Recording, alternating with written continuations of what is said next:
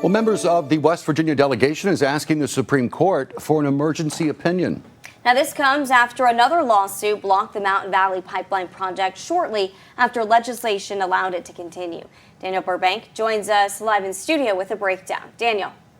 Well, Gina, Dave, the fight over the Mountain Valley Pipeline has been going on for years. Just last month, President Biden signed a bill that allowed construction to continue. But now West Virginia GOP leaders are asking the high court for a federal court to sided with a land conservation group to halt the project. The fight over the Mountain Valley project is reaching the Supreme Court after a federal court in Virginia ruled last week to halt the project.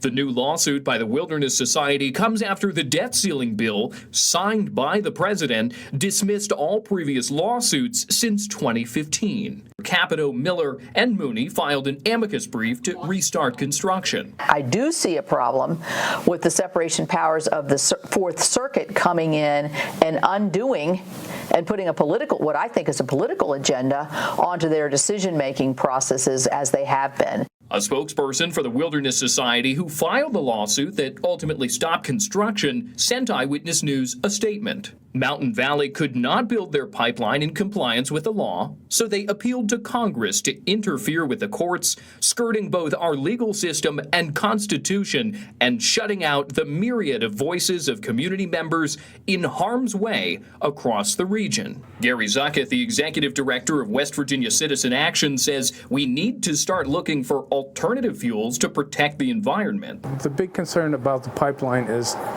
as it's a part of the whole fossil fuel infrastructure, that instead of being built out and expanded, we should be slowly decommissioning and transitioning to carbon-free energy sources. According to the pipeline's website, 287 of the 303 miles of piping for the Mountain Valley project is already laid.